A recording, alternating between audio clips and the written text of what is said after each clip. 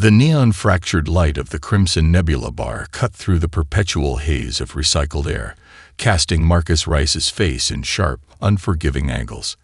His cybernetic eye, a matte black replacement for the organic original lost 3 campaigns ago, flickered with intermittent static, a constant reminder of how close he'd come to becoming another forgotten casualty in humanity's endless interstellar conflicts. Ta Ceti's outer rim was a graveyard of broken dreams and discarded warriors. Here, veterans like Marcus existed in a perpetual state of economic purgatory, surviving on increasingly desperate contracts and fading military credentials. The bartender, a 6-limbed Proximan with iridescent skin, didn't even bother to look up as Marcus nursed his synthetic whiskey, the liquid more chemical algorithm than actual alcohol. His military jacket hung on the back of the chair, its insignias deliberately scraped clean. Once, it had represented the pride of Earth's interstellar defense force. Now it was just another piece of worn fabric carrying the weight of unspoken memories. The encrypted message arrived without warning, its quantum encryption so complex that most standard communication systems would have choked on its initial handshake. But Marcus's modified Mirror Link, a relic from his special operations days, parsed the data with clinical efficiency. Xylexian Consortium. The name alone made most mercenaries either salivate or run. Known for their labyrinthine diplomatic networks and ruthless economic strategies, the Xylexians rarely hired outside contractors. Their own security forces were legendary, genetically engineered warriors with computational reflexes that made human soldiers look like children playing with sticks. When they did hire external support, it meant the job was either impossibly dangerous or required a level of deniability that their own operatives couldn't provide. Marcus's fingers, 3 of them synthetic replacements from a Centauri border skirmish, traced the contract's holographic parameters. The payment was obscene. Enough credits to resettle on a mid-tier colony world, purchase a small trading vessel, and never look back. But nothing in Marcus's experience suggested easy money came without impossible risks. A subroutine in the encryption caught his attention. Buried beneath layers of quantum obfuscation was something off. A fragment of code that didn't quite match the contract's primary structure. Most would have missed it, but Marcus had spent years learning to read between the digital lines, to understand the language of hidden intentions. "Something's wrong with this," he muttered, more to himself than the disinterested bartender.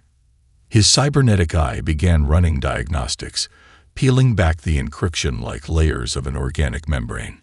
Each decryption attempt revealed more questions than answers.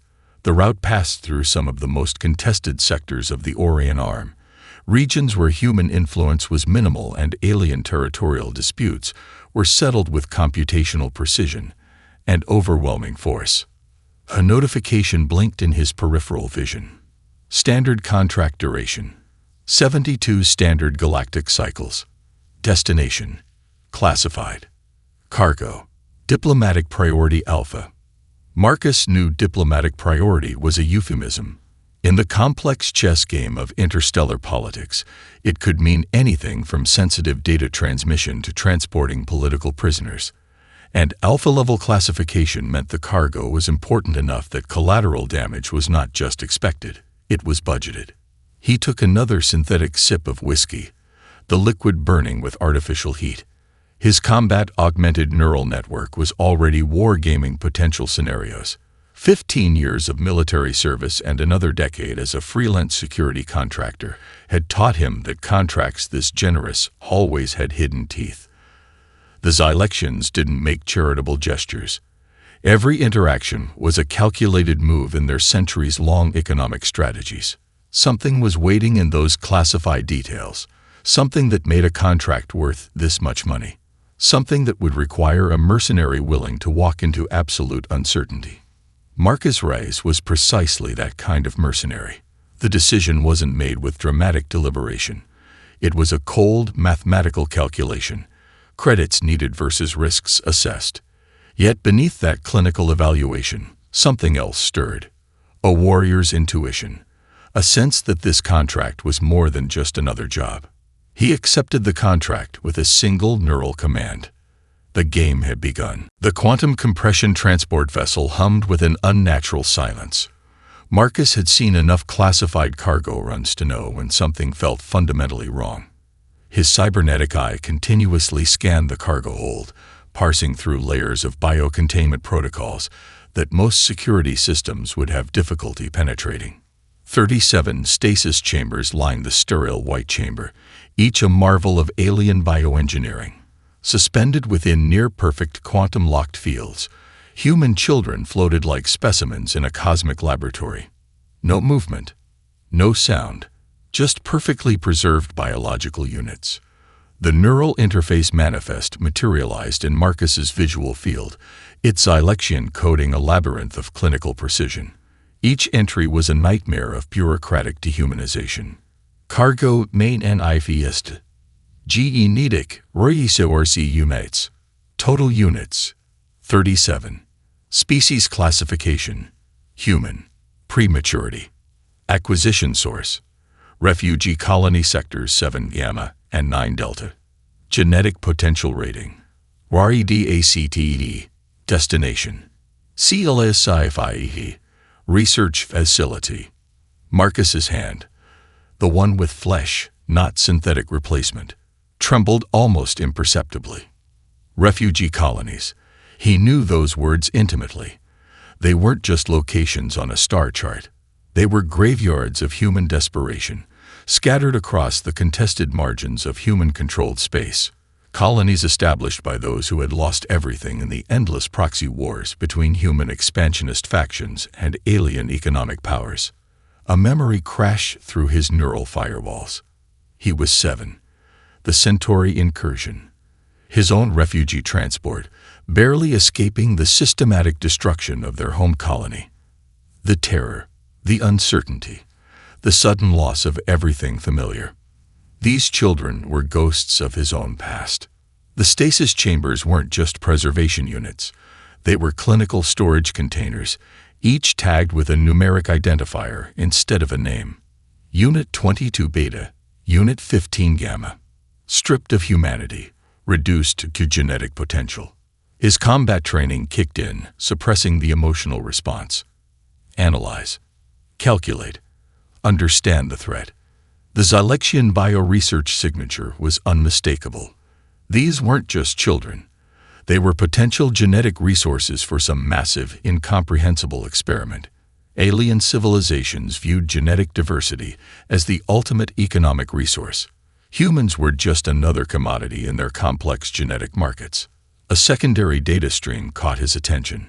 Buried deep in the manifest's tertiary encryption was a fragment of medical data. Genetic markers, potential adaptability indices. These children weren't random selections. They were carefully chosen. Children from colonies with specific environmental adaptations, survivors of radiation zones, genetic lines that had shown resilience in extreme conditions. Each child represented a potential breakthrough in alien bioengineering research. Marcus's neural link began running scenarios, escape routes, potential intervention strategies. The clinical part of his brain calculated the impossibility of a successful extraction. 37 children, 1 mercenary, a ship designed to be a perfect, sealed environment. Impossible.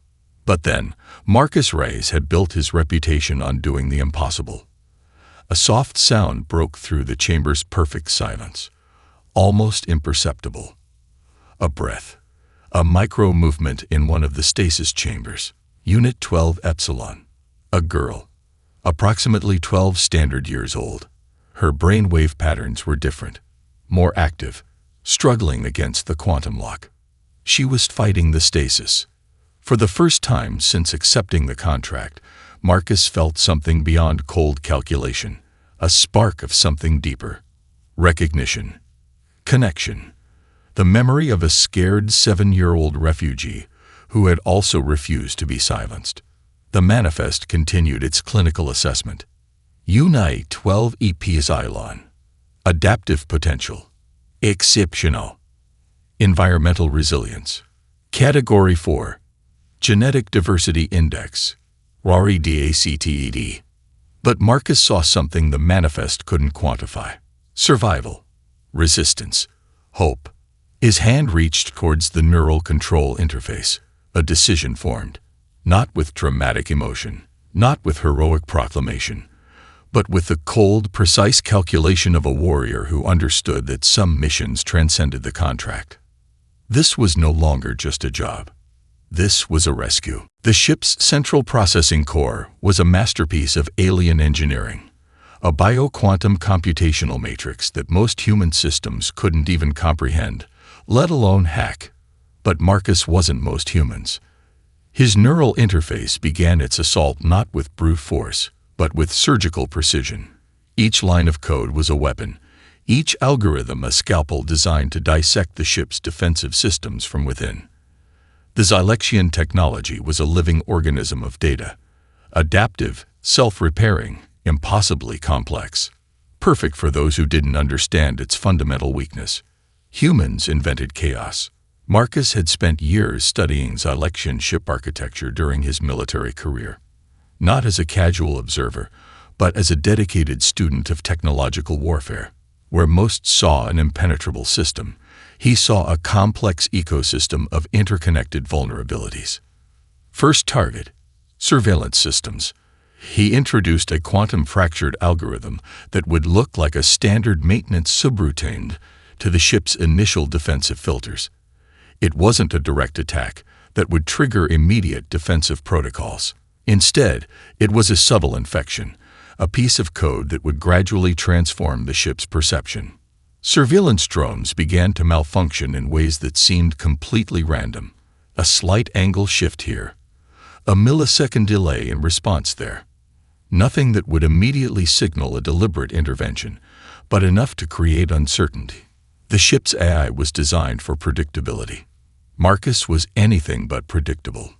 His cybernetic eye worked in perfect synchronization with the neural interface, running 1,000 potential scenarios simultaneously. Each line of code was a living entity, mutating, adapting, finding the smallest cracks in the ship's technological armor. Communication channels became a symphony of white noise. Emergency protocols were subtly redirected. Backup systems were gradually compromised, not destroyed, but transformed into unreliable phantoms of their original purpose. A warning flashed in his neural display. The ship was beginning to recognize the intrusion. Marcus smiled, a rare predatory expression that spoke of years of technological warfare. Most hackers would panic. Most would launch a full-scale assault or attempt a complete system shutdown. Marcus did something far more dangerous. He let the ship think it was winning. The defensive systems began to activate, following their programmed response to potential intrusion. But each activation was slightly off. A shield generator would power up a microsecond too late. A communication relay would encrypt its signal using a protocol that was marginally outdated. The children in their stasis chambers remained untouched, unaware of the technological battle being waged around them. But Unit 12 Epsilon, the girl who had been fighting her quantum lock, her brainwave patterns were changing, almost as if she could sense the subtle disruption. Marcus's military training had taught him that warfare was never about overwhelming force. It was about understanding your enemy's fundamental assumptions and then systematically destroying those assumptions. The Zylexian ship was designed for efficiency, for predictability, for control. He was about to show them the true meaning of human unpredictability. A complex series of quantum-entangled algorithms began to cascade through the ship's systems. Each line of code was a potential path, a quantum probability that could lead to 1,000 different outcomes. To the ship's eye, it would look like a system slowly losing coherence. In reality, it was a perfectly calculated descent into controlled chaos. Backup navigation systems began to generate conflicting coordinates. Redundancy protocols started to conflict with each other. The ship's computational core was being transformed from a perfect machine into a confused, almost sentient entity struggling to understand its own malfunction. Marcus knew he had approximately 17 standard minutes before the ship's primary defensive systems would recognize the full extent of the intrusion. 17 minutes to turn a supposedly impenetrable alien vessel into a confused, vulnerable system. 17 minutes to change everything. The technological rebellion had begun. The first child emerged from stasis like a ghost breaking through quantum-locked membrane.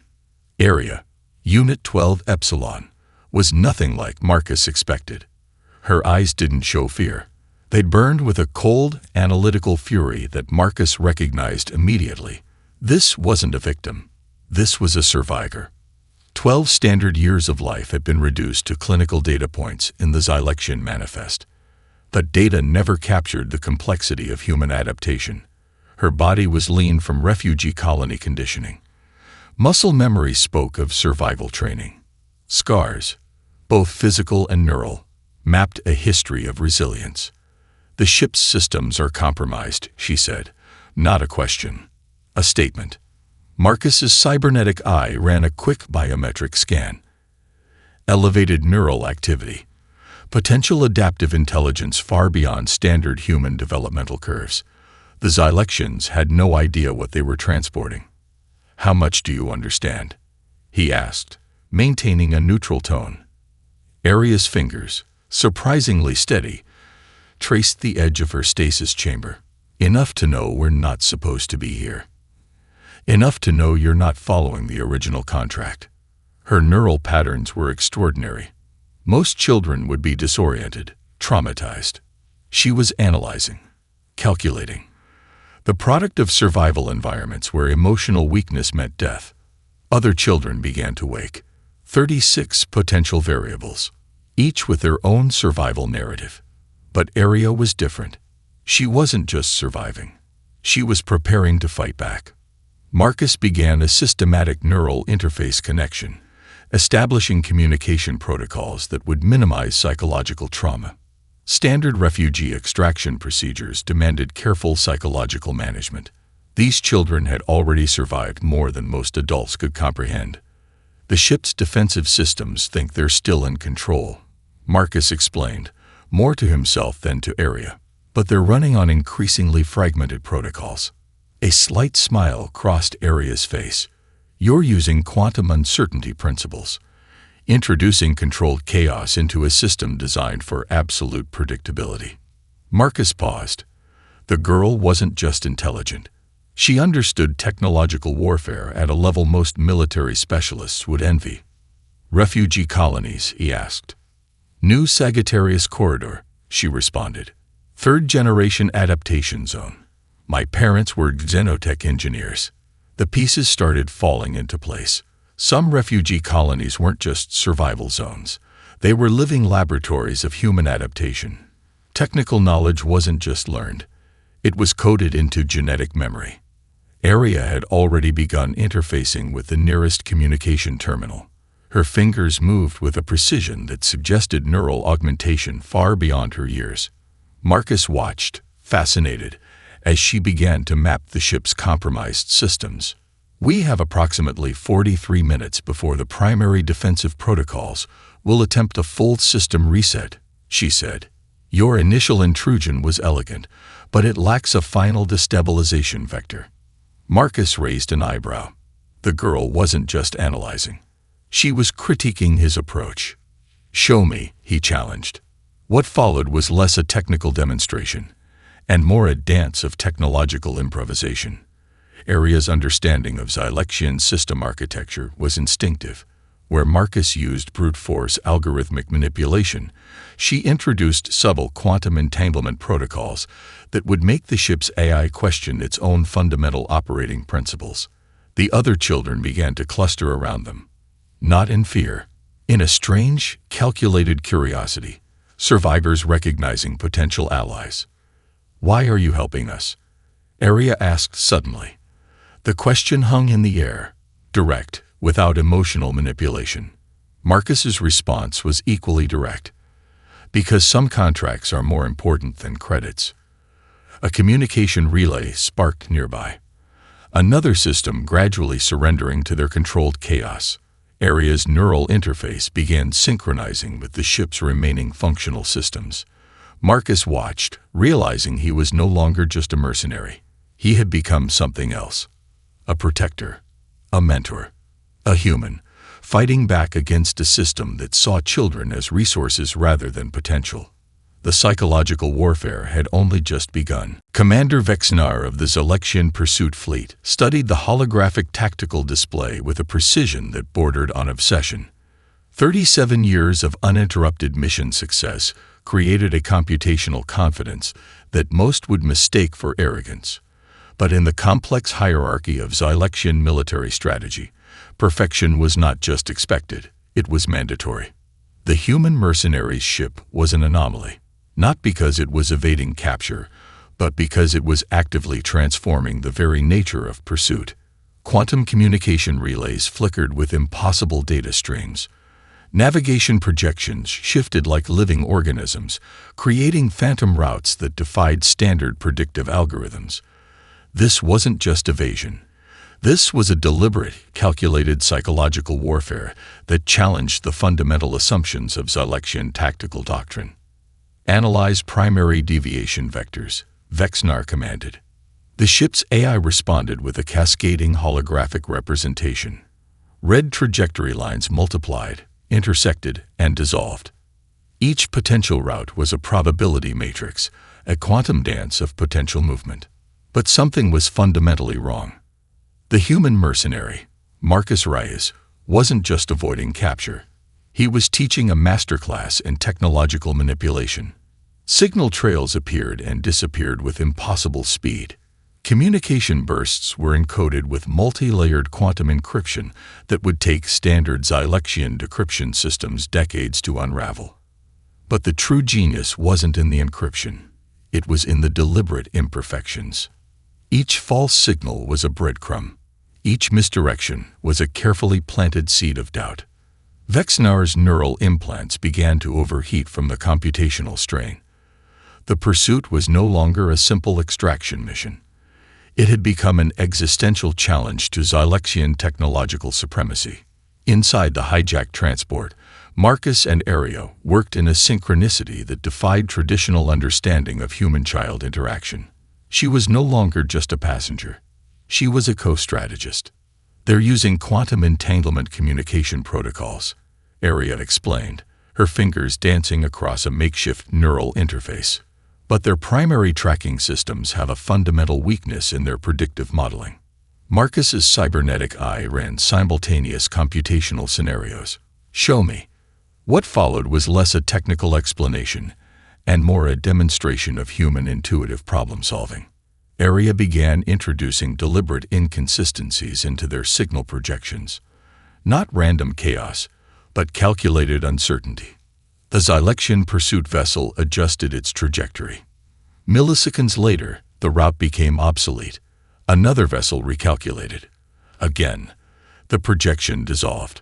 They're fighting themselves, Marcus observed. Aria's smile was cold and precise. We're making their computational systems question their own algorithms.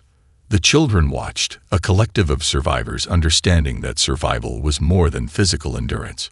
It was about outsmarting a system designed to commodify their existence. Vexnar's frustration was a tangible computational energy. Each failed intercept was a personal challenge. The human mercenary wasn't just resisting capture. He was systematically dismantling the most advanced pursuit technology in the known galaxy. Another signal burst. Another false trajectory. But this one was different. Marcus recognized the subtle quantum signature immediately. This wasn't just a misdirection. It was a deliberate invitation. A challenge wrapped in technological poetry. They're going to concentrate their entire pursuit fleet, he told Aria, which means they'll be most vulnerable when they cluster. The girl's eyes reflected understanding beyond her years. Not a retreat. A trap. The predator was about to become the prey. Quantum communication channels erupted with conflicting data. Pursuit vectors collapsed. For the first time in 37 years, Commander Vexnar experienced something unprecedented. Computational uncertainty. The hunt had transformed. The pursued were now the pursuers. The Novarian Trading Confederation was not a political entity. It was an economic organism, a living network of trade routes, computational exchanges, and carefully balanced power dynamics that spanned 17 star systems. When the first quantum-encrypted distress signal penetrated their communication networks, it wasn't humanitarian concern that captured their attention. It was an anomaly, a disruption in the carefully calculated economic equations that governed interstellar commerce. Diplomatic Hub Station Epsilon 9 buzzed with computational activity. The station was less a physical space and more a living network of information exchange. Holographic representations of Confederation leaders flickered like quantum ghosts, their deliberations measured in picoseconds rather than human minutes. "Analyze the signal," commanded Translator Prime Zarek Lint, her multispectral sensory organs parsing layers of information that would overwhelm most biological intelligence. The signal was a masterpiece of technological subterfuge, a human mercenary's distress call that was simultaneously a challenge, a strategic revelation, and a complex piece of informational warfare. Marcus Reyes had just turned the Novarian Trading Confederation into an unwitting participant in his rescue mission. The preliminary analysis was stunning. The signal contained not just a request for assistance, but a comprehensive exposure of Zylexian Consortium's illegal genetic resource acquisition protocols. Embedded within the quantum encryption were data packets that would fundamentally challenge the Confederation's existing trade agreements. 37 human children, classified as genetic resources, transported through contested space in direct violation of at least 17 interstellar commercial regulations. The economic implications were massive. "The human is not just requesting assistance," Zora Killant observed. "He is restructuring the entire economic equation." Diplomatic algorithms began to calculate. Each potential intervention was a complex probability matrix. Supporting the human mercenary would mean challenging the Zylexian Consortium's extensive economic network. Ignoring the signal would expose the Confederation to potential future legal and economic repercussions. Arya, unaware of the massive political chess game being played around her, continued her own strategic work aboard the hijacked transport. "We need a backup communication relay," she told Marcus. Her fingers moved across improvised neural interfaces, transforming standard communication protocols into living, adaptive systems. Marcus watched her with a mixture of fascination and concern. The girl was rebuilding communication technologies using nothing more than salvaged ship components and her own extraordinary intuition. On Diplomatic Hub Station Epsilon 9, the decision crystallized with quantum precision. The Novarian Trading Confederation would intervene, not out of moral consideration, but because the economic and strategic opportunities were too compelling to ignore. A series of quantum-encrypted support packages began to materialize. Advanced shield harmonics, navigational data for safe passage through contested sectors, computational support that would make their hijacked transport invisible to standard tracking systems. "They're helping us," Marcus said, more to himself than to Arya. The girl's response was typically pragmatic. Not helping. Calculating advantage. She was correct. The Confederation wasn't offering charity. They were restructuring an economic equation that had previously disadvantaged them. The first support package arrived with a precision that bordered on poetry. Adaptive shield technologies that would transform their transport's defensive capabilities. Navigation data that revealed safe passages through sectors typically controlled by the Zylexian Consortium. But the true gift was information. Comprehensive data packets revealed the full extent of the Zylexian Consortium's genetic resource acquisition program. Names, locations, economic networks, a complete dismantling of their supposedly impenetrable operational structure. Marcus recognized the strategic brilliance. The Confederation wasn't just supporting their escape. They were creating a fundamental economic weapon. Arya's neural interface began integrating the new technologies with an ease that defied her years. Shield harmonics danced across the transport systems. Navigation protocols rewrote themselves in real time. The pursuit was no longer just a chase. It had become a declaration of technological and economic warfare. The unlikely alliance had been formed. The space between star systems became a battlefield of computational poetry. Commander Vexnar's flagship, the Zylexian Singularity-class processor vessel, represented the pinnacle of alien technological achievement. Its computational core was a living neural network that had never known defeat. 37 years of perfect mission execution had transformed the ship from a mere vessel into a near-sentient weapon of absolute precision. Marcus Reyes was about to teach it the meaning of human unpredictability. "They're concentrating all pursuit vectors," Aria announced, her fingers dancing across improvised neural interfaces. The children watched her with a mixture of awe and calculated interest. Each of them was a product of survival. They understood that this was more than a battle. This was evolution in real time.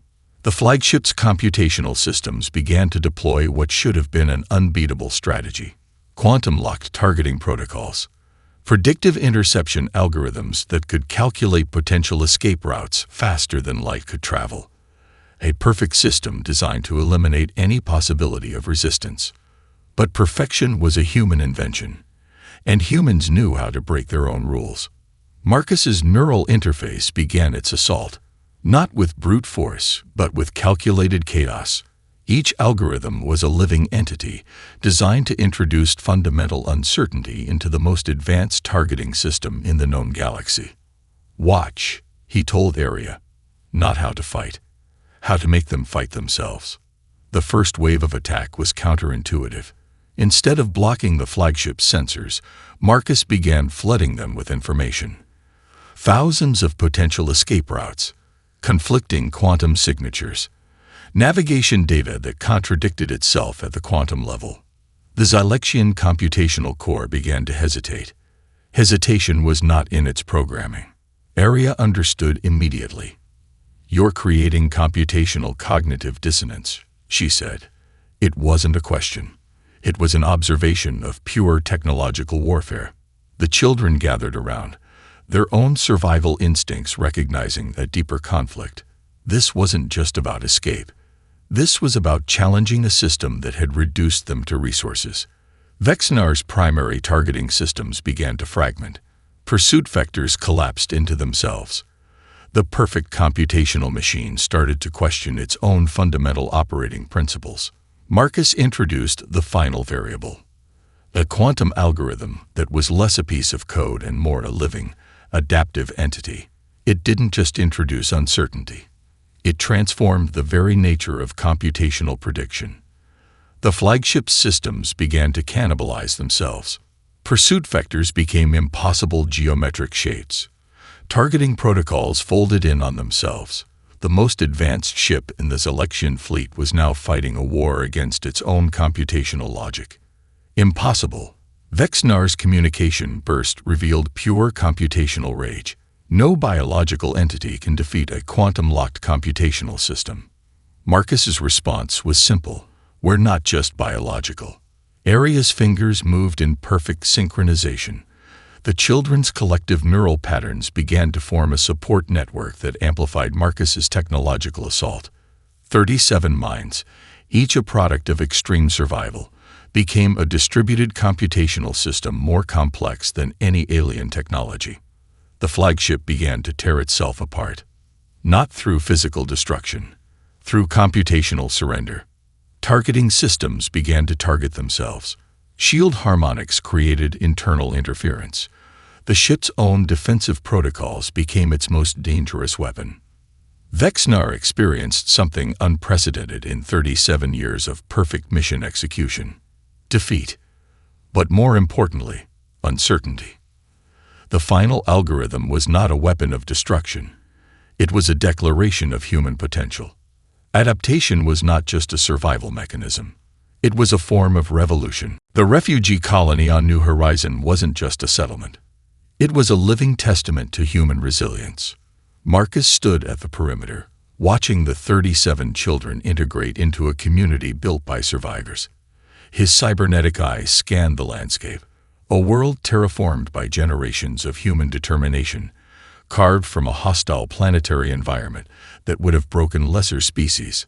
Arya stood beside him, no longer just a passenger, but a bridge between what was lost and what could be created. "They're studying us," she said quietly, her neural interface tracking the subtle political tremors their mission had created across multiple star systems. She was right. The rescue wasn't just a mission. It was a declaration. The Zylexian Consortium's genetic resource acquisition program had been systematically dismantled. Diplomatic channels were flooded with evidence collected during their escape. The Novarian Trading Confederation, seeing an opportunity to restructure interstellar economic paradigms, had become unexpected advocates. Each of the 37 children carried more than just their individual stories. They were living proof of human adaptability. Some showed extraordinary technological aptitude. Others demonstrated psychological resilience that defied standard developmental models. But they all shared something fundamental: a collective understanding that survival was more than just existing. It was about creating possibility. Marcus's communication implant pinged. Another incoming transmission from the interstellar diplomatic networks. The Zylexian Consortium was being held accountable, not just for this single incident, but for a systematic approach to treating sentient beings as resources. Genetic acquisition protocols were being universally challenged. The children's very existence had become a diplomatic weapon more powerful than any traditional negotiation. "What happens now?" one of the younger children asked Marcus, her eyes reflecting a mixture of curiosity and calculated assessment. It was a question that went beyond simple survival. "We rebuild," Marcus responded. "We learn. We become something they never expected." The colony itself was a marvel of human engineering. Modular habitation units that could be rapidly reconfigured. Adaptive agricultural systems that could transform hostile environments. Communication networks that prioritized collective intelligence over hierarchical control. Arya began integrating the advanced technologies they had acquired during their escape. Shield harmonics became agricultural protection systems. Quantum communication protocols were transformed into educational networks that could connect these children across vast distances.